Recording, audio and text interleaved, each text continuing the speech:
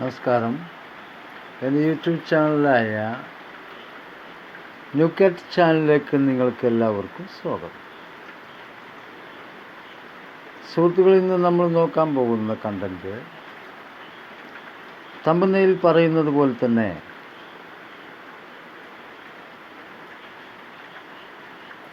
നുണ പറയുന്ന ജീവികൾ എന്നുള്ളത് ഒരു ടോപ്പിക്കാണ്. അതായത് പല ജീവികളും നമ്മളെ ഭൂമുഖത്തുണ്ട്, മരിച്ചു പോയിട്ടുണ്ട്, ഉണ്ടായിക്കൊണ്ടിരിക്കുന്നുണ്ട്, ഉണ്ടാവാൻ സാധ്യതയുമുണ്ട്, എല്ലാം ഉണ്ട്. അതിൽ സംസാരിക്കുന്ന ജീവികൾ എന്ന് പറയുമ്പോൾ നല്ല ഫിനിഷിംഗ് ആയിട്ട് സംസാരിക്കുക മാത്രമല്ല, ചിന്തിക്കുകയും ചെയ്യുക, പ്രവർത്തിക്കുക എന്ന് ചെയ്യുന്ന ഏറ്റവും ഉദാത്തമായ ജീവിവർഗങ്ങളിൽ ഏറ്റവും അത്ഭുതകരമായ ഒരു ജീവിയാണ് നുണ പറയുന്ന ജീവി. അതായത് മനുഷ്യനാണ് നുണ പറയുന്ന ജീവി. ഇപ്പോൾ മനസ്സിലായില്ലേ?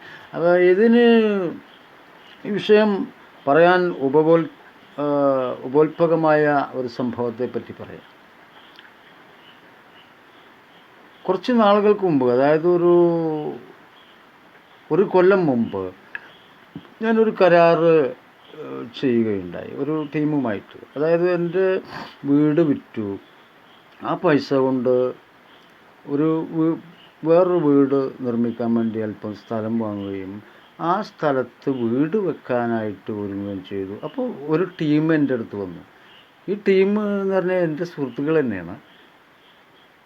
അപ്പോൾ അതാണ് ഞാൻ പ്രത്യേകം പറഞ്ഞ നുണ പറയുന്ന ജീവികൾ എന്ന് പറയുന്നത്. ഇത് വളരെ ശ്രദ്ധിക്കേണ്ടതാണ്. നമ്മളെ ജീവിതത്തിൽ നിന്ന് പകർത്താനുള്ളതല്ല, ഉപേക്ഷിക്കാനുള്ളതാണ്. അപ്പോൾ ഈ ടീം വന്നിട്ട്, ഈ കഥ ഇങ്ങനെയാണ്. ഈ ടീം വന്നിട്ട് എന്നോട് പറയുക, എനിക്ക് വീട് വെക്കുന്ന ഒരു പരിപാടി ഉണ്ടല്ലേ, അപ്പോൾ 18 ലക്ഷം രൂപയുടെ വീട് 15 ലക്ഷം രൂപയ്ക്ക് വെച്ച് നൽകുന്നത് ആണ് ഞങ്ങളുടെ ഒരു സ്ഥിരം രീതി. അപ്പോൾ അതുകൊണ്ട് അതിലേക്ക് കൂടുതൽ തുക ആദ്യം തരണം എന്ന് മാത്രം.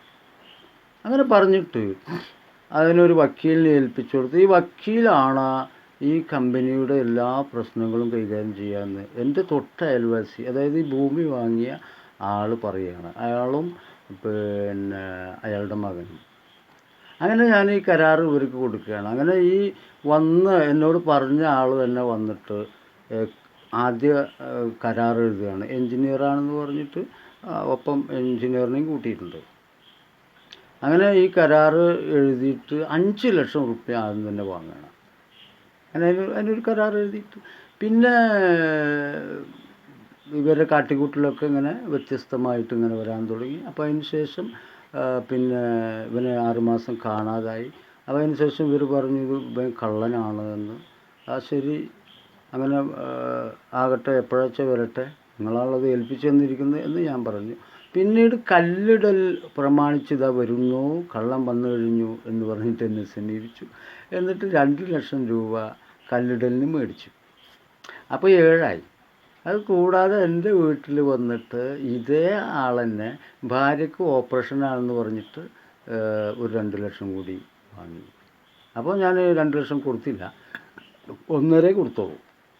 ഇപ്പോൾ ആദ്യം കൊടുത്ത 5, പിന്നെ കൊടുത്ത 2 7, പിന്നെ 1.5 8.5. പിന്നെ ഇവന് പിന്നെയും ഒരു 6 മാസം അങ്ങ് കാണാതാവുകയാണ്. അപ്പോൾ ഇവരോട് ചോദിക്കുമ്പോൾ പറയാം അവൻ കള്ളനാണ്, യാതൊരു അഡ്രസ്സും ഇല്ല. അങ്ങനെ പിന്നീട് വേറൊരു ഇത് വഴക്കും വെക്കാനൊക്കെ ആവുമെന്ന് കണ്ടപ്പോൾ വേറൊരുത്തനെ കൊണ്ടുവന്നു. ഇവരെന്നെയാണ് കൊണ്ടുവന്നിട്ട് ഈ ആ 8.5 ലക്ഷം റുപ്യ ഞാൻ ഏറ്റു എന്ന രൂപത്തിൽ മുദ്രക്കടലാസിൽ എഴുതി ഒപ്പിട്ടിട്ട് അന്നേരം തന്നെ 50,000 റുപ്യയും കൂടി ചോദിച്ചു വാങ്ങി. അപ്പോൾ 50,000 റുപ്യ ചോദിച്ചു വാങ്ങുമ്പോൾ എനിക്ക് സംശയം തോന്നി. അപ്പം ഞാൻ പകുതിയെ കൊടുത്തുള്ളൂ, 20,000 കൊടുത്തു. എന്നിട്ട് പണി തുടങ്ങാൻ പറഞ്ഞു. പണി തുടങ്ങി ഫിനിഷിങ് അതിൻ്റെ ശേഷം ബാക്കി കായ് ഞാൻ നിങ്ങളെ ഏൽപ്പിക്കുന്നതാണെന്ന്. മനസ്സാലെ ഇയാൾ അത് ഏൽക്കുകയും ഈ പണിക്കാരനും കുറച്ചൊരു വിമിട്ടം കണ്ടു. അങ്ങനെ എനിക്ക് ഏകദേശം ഒരു രൂപം മനസ്സിലായതെന്ന് വെച്ചാൽ ഈ രണ്ടാമത് വന്ന് ഒപ്പിട്ട ആൾ യഥാർത്ഥ കള്ളനാണെന്ന് മനസ്സിലായി. ഞാൻ ഒരു കയ്യേ ഉള്ളൂ. ഇയാൾ വട്ടംകുളത്താണ് താമസം, നമ്മളെ അടുപ്പാൾ വട്ടംകുളത്ത്. അപ്പോൾ ആദ്യം ഇവർ കൊടുന്ന ആൾ പട്ടാമ്പിക്കാരനാണെന്നാണ് എന്നോട് പറഞ്ഞത്. പക്ഷേ അയാളും പട്ടംകുളത്ത് താമസം. അപ്പോൾ ഇവരെന്തൊക്കെ ഒരു കളി കളിക്കുന്നുണ്ട് നമുക്ക് ഇതിൽ നിന്ന് മനസ്സിലായല്ലോ, ഈ ആദ്യം ഇത് ചെയ്തവർ. പിന്നീട് ഇത് ചെയ്യാതെ ഈ പണിക്കാർ എന്നെ ബലം പിടിച്ച് പിന്നെ പൈസക്ക് വരികയാണ് ചെയ്തത്. അപ്പം ഞാൻ പൈസ കൊടുത്തില്ല. അങ്ങനെ ഇതൊരു ഇഷ്യൂ ആയി മാറി. പൊന്നാനി പോലീസ് സ്റ്റേഷനിലേക്ക് കേസ് ചാർജ് ചെയ്തു. അവിടെ ചെന്നപ്പോൾ പോലീസുകാർ പറഞ്ഞു 8.5 ലക്ഷം രൂപ നിങ്ങളെ ചരക്ക് ചിലവായി. അന്നേരം ആ ഡോക്യുമെൻറ്റ്സൊക്കെ എടുത്ത് വെളിയിൽ പോകാൻ പറഞ്ഞു. അന്നേരം ഞാൻ അത് കൊണ്ടുപോയിട്ട് മലപ്പുറത്ത് SP കേസ് അപ്ലൈ ചെയ്തു. അതനുസരിച്ചിട്ട് ഈ SP ഓർഡർ പ്രകാരം പോലീസ് ഈ 2 കക്ഷികളെയും പിടിച്ചു. അതായത് വിഷ്ണുവിനെയും പിടിച്ചു, മറ്റേ ഇവർ ആദ്യം കൊണ്ടുവന്ന കൃഷ്ണദാസിനെയും പിടിച്ചു. ഇങ്ങനെ 2 കക്ഷികളായിരുന്നു. പിടിച്ചപ്പോൾ ഇവിടുന്ന് പ്രത്യേകിച്ച് ഒന്നും പറഞ്ഞൊന്നുമില്ല. ഇവിടെ പിന്നെ ഒരാൾ മാത്രമേ അറ്റൻഡ് ആയുള്ളൂ. അതായത് ഈ കരാർ എഴുതിയ വക്കീൽ. ഈ വക്കീലിൻ്റെ വീട് പിന്നെ മാണിക്കപ്പാലം എന്ന് പറയുന്ന സ്ഥലത്ത്. എന്തായാലും ശരി, ഇവിടുന്ന് പോലെ തോന്നിയ പോലെ കുറച്ച് കരാറൊക്കെ എഴുതി. അതിനാകെ 60,000 റുപ്യ ചിലവായി തറക്ക് എന്ന് പറഞ്ഞു. അത് 8.5 ലക്ഷം റുപ്യ ചിലവായി തറക്ക് പറഞ്ഞ ആൾക്കാരെന്നെ എതിർട്ടാ. SP വിളിച്ചപ്പോഴാണ് ആ കനം കണ്ട. അപ്പോൾ നിയമം തന്നെ. അവിടുന്ന് ഞാൻ ഇയാളെ ഒരു ചായ കുടിക്കാൻ വേണ്ടി വിളിച്ചു കൊണ്ടുപോയി. ഈ പൈസ എൻ്റെ കട്ടുകൊണ്ട് പോയ ആളാണ്.